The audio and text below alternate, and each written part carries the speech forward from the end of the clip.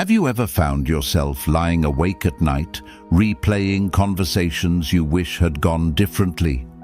Or worrying about a future that hasn't even arrived yet, imagining all the ways life could fall apart?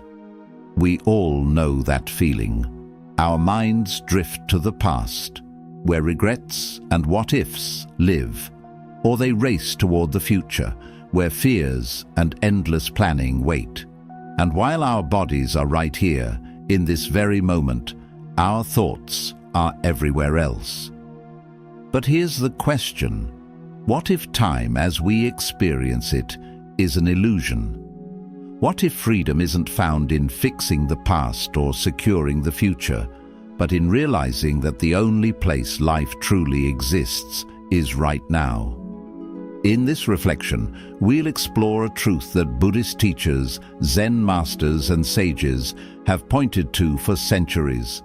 The past is a memory, the future is a projection, and clinging to either is like chasing shadows. Through simple stories, nature's wisdom, and ancient teachings, we'll learn how to step out of time, not by stopping the clock, but by stepping into the present moment fully. You'll see how the seasons, rivers, and even the rising and setting sun can teach us to live in flow. And you'll learn practices to quiet the mind's constant pull toward then and someday, so you can breathe, live, and truly feel alive, right here. Take a breath. Feel this moment. Let's begin. 1. The trap of past and future. Most of us spend our lives like travelers who never unpack. We carry bags of memories, the mistakes we made, the chances we missed, the people we lost. We also pack bags of expectations, dreams, fears, to-do lists, and endless what-ifs. The Buddha once said, "Do not dwell in the past. Do not dream of the future. Concentrate the mind on the present moment." But we rarely do. Our minds, like restless birds, keep flying from branch to branch, never resting. Think about it. Have you ever been at a beautiful place, a beach, a quiet forest, or a mountaintop, only to realize you weren't truly there? Your body felt the breeze, but your mind was replaying an argument or worrying about tomorrow's meeting. This is the illusion of time at work. We believe the past and future are as real as the present, but they're only thoughts. The past exists only as memory, an image in the mind. The future exists only as imagination, a story we tell ourselves. Neither can be touched, tasted, or lived. The Japanese Zen master Dogen said, "The entire universe is this moment." When we forget this, we suffer. We hold on to old wounds as if they're still bleeding. We fear outcomes as if they've already arrived. We live everywhere except the one place life is actually happening, now. But this isn't about forcing the mind to stop thinking. It's about learning to see thoughts for what they are, passing clouds, not solid realities. It's about discovering that freedom doesn't come from controlling time, but from stepping out of it. 2. The river that never stops. Have you ever stood by a river and tried to hold the water? You can cup it in your hands, but it slips through your fingers, no matter how tightly you grasp. Time is like that river. Every moment flows into the next, never pausing, never staying. And yet we try to hold on, to capture the past, to control the future, to make life stop changing. The Buddha taught impermanence, anicca, as a central truth. All conditioned things are impermanent. When one sees this with wisdom, one turns away from suffering. Imagine a tree by that same river. In spring, it blossoms. In summer, it thrives. In autumn, its leaves fall. In winter, it rests bare.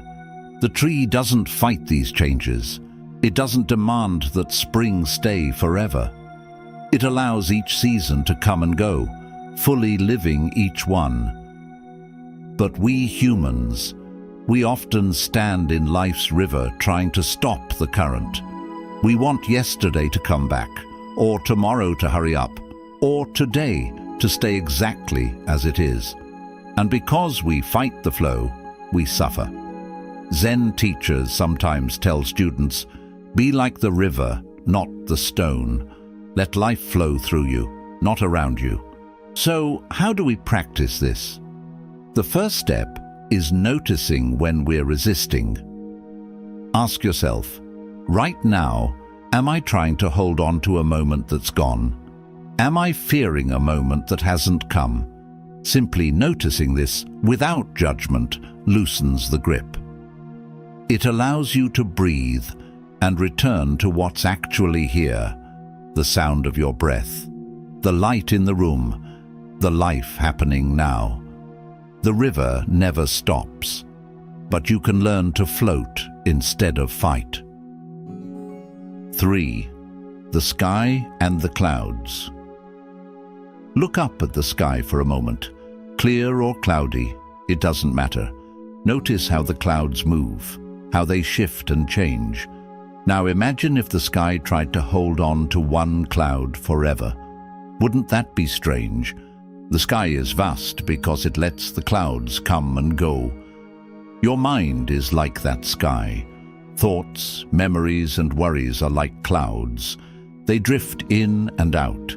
Some are dark and heavy, some are light and soft. But the mind suffers when it believes it must chase every cloud or hold on to the ones it likes. The Buddha said, "Whatever has the nature of arising has the nature of ceasing." This includes every thought, every feeling, every moment. When we forget this, we get pulled into the clouds. We believe the memory of a mistake defines us. We think the worry about tomorrow is reality. We live in the clouds and forget we are the sky. A simple practice. When a painful memory or fear arises, pause, breathe. Say silently, "This is just a cloud. I am the sky." Watch it drift, like a cloud dissolving in the wind. Life feels lighter when we realize we don't need to chase every thought. The present moment is vast, like the open sky. Thoughts will always come, but like clouds, they can pass without pulling you away. 4. The seasons within us. Have you ever noticed how your life feels like seasons? There are times of growth and energy, like spring and summer. There are times of letting go and stillness, like autumn and winter. But unlike nature, we often resist our inner seasons. We want endless summers, happiness, success, energy that never fades. We fear the winters, times of loss, rest, or endings. But Buddhist wisdom reminds us, this too shall pass.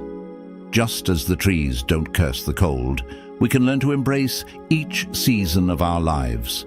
In the Heart Sutra, it says, "Form is emptiness. Emptiness is form." It means everything changes shape. No state, joy or sorrow, lasts forever. Think of a leaf falling from a tree. It doesn't resist the wind. It doesn't cry for the branch it left. It simply dances as it falls, resting gently on the ground. We can live this way too. When joy comes, we savor it without clutching. When sorrow comes, we allow it without fear, knowing it will shift, just as winter gives way to spring. Here's a reflection to try. Each morning, ask yourself, what season am I in today? Not the weather outside, but inside you. Is it a day for blossoming, for resting, for letting go? When we align with our inner season instead of resisting, life feels more natural, less like a battle, more like a dance. The seasons remind us, time is always moving, but peace is found when we flow with it, not against it. 5. Escaping the trap of when. Have you ever caught yourself saying, "When I get that job, I'll be happy. When I lose weight, I'll finally feel confident. When things calm down, I'll start living fully"? It's a trap we all fall into, postponing life for some future version of ourselves, some perfect when.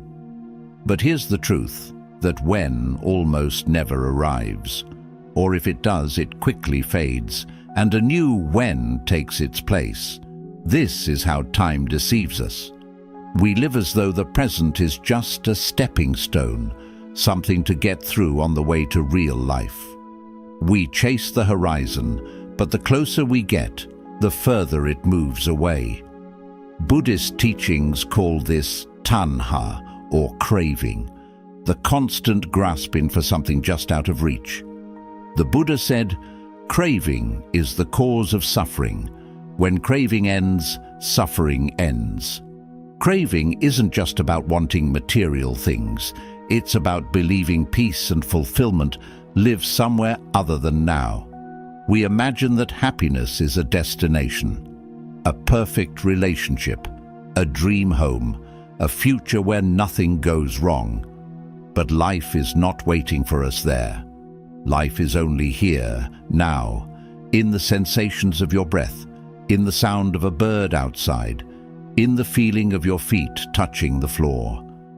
Think of a wave in the ocean.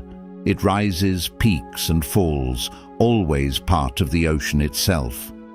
The wave doesn't wait for some future moment to be the ocean. It is the ocean now, no matter its shape. We are the same. Our lives are not on hold until the perfect moment comes. They're happening right now, in all their imperfect, shifting beauty. A simple way to break free from the when trap. Pause right now. Look around. Find 3 things you can see, 3 things you can hear, and 3 things you can feel. This pulls your mind back from the illusion of someday into the vividness of now. When you do this, you start to notice something powerful. Even when life feels messy, there are always tiny moments of peace, beauty, and ease right here. The taste of a sip of water, the softness of a breeze on your face, the quiet between your thoughts. Zen master Thich Nhat Hanh often taught, "The present moment is full of joy and happiness. If you are attentive, you will see it. But we have to choose to see it. Not tomorrow, not when things are perfect." Now, the more we practice this shift, the more life stops feeling like a race towards some future state. We stop delaying our peace. We start living. And this doesn't mean we give up on goals or dreams. It means we hold them lightly. We can still plant seeds for the future, but we don't ignore the flowers blooming at our feet today. When we escape the when trap, something amazing happens. Time loosens its grip. We no longer feel like we're constantly behind, running to catch up. We realize that each moment, even the ordinary ones, can hold enough. Peace isn't somewhere out there. It's right here, waiting for us to notice. 6. Becoming like water, the art of flowing through time. Imagine a river after heavy rain. The water swells, rushing over rocks and bends, never pausing, never asking, "When will I arrive? How can I hold on to this moment?" The river simply flows. It doesn't fight the current. It doesn't cling to the past pools it's passed, or anxiously anticipate the ocean ahead. It is the journey itself. What if we could live the same way? Free from clinging to yesterday and grasping for tomorrow. Alive and present, like water, moving gracefully through the ever-changing landscape of life. The Buddha once said, "All conditioned things are like a dream, a phantom, a bubble, a shadow, like dew or a flash of lightning. Contemplate them thus." This isn't meant to depress us, but to free us. When we see that everything is fleeting, like ripples on water, we stop trying to freeze the current. We stop resisting the natural flow of time. Yet for most of us, this feels difficult. We get stuck in two main ways. One, we cling to the past. We replay old mistakes, old hurts, old versions of ourselves, as if thinking about them long enough could rewrite them. Two, we get lost in the future. We fixate on what's next, on fears, goals, and fantasies, believing that only when those things are resolved can we rest. But both are illusions. Neither the past nor future exists anywhere except in our thoughts. The only place life can be truly touched is now. Water can teach us how to return. When it meets a rock, it doesn't try to push the rock away. It flows around it. When it hits a waterfall, it doesn't panic about the drop ahead. It falls, then continues. When it spreads into a calm lake, it rests without demanding movement. We too can learn this art of flowing through time. It begins with a shift. Instead of trying to control time, making the past different or the future perfect, we soften, we trust. We let each moment arise and pass like waves on the surface of a vast, still ocean. A practice to try. Sit quietly and breathe. Imagine your thoughts and memories as leaves floating down a stream. Watch them pass without reaching for them or pushing them away. Notice that beneath the moving stream, there is always a deeper stillness, like the riverbed beneath the water. This stillness is your awareness, your true presence. Time moves through it, but it remains steady. When we live from this stillness, life becomes lighter. Even when things change or fall apart, we don't feel as shaken. We understand that, like the river, we are part of something much larger than the moments we cling to. The seasons of our lives, spring beginnings, summer fullness, autumn losses, winter rests, all flow into each other. None are permanent, and none can be skipped. Instead of fighting these seasons, we can bow to them. Let each one teach us something. Spring reminds us to welcome new beginnings. Autumn reminds us to release with grace. Winter invites us to rest deeply, and summer shows us how to enjoy life's brief bloom without grasping. Like water, we don't need to hold everything. We only need to flow. When we do, time feels less like a burden and more like a dance, one we can finally relax into, moment by moment. 7. The present moment, the only time that's real. Pause for a moment. Look around you. Feel your breath move in and out. Listen to the sounds in your space, distant, near, soft, subtle. This right now is the only moment that is real. The past has already dissolved. The future has not yet arrived. And yet, most of us spend our lives everywhere but here. We replay yesterday's arguments, regrets, and old victories as though they can define who we are now. Or we project ourselves into tomorrow, chasing goals, bracing for fears, waiting for the perfect moment to finally feel at peace.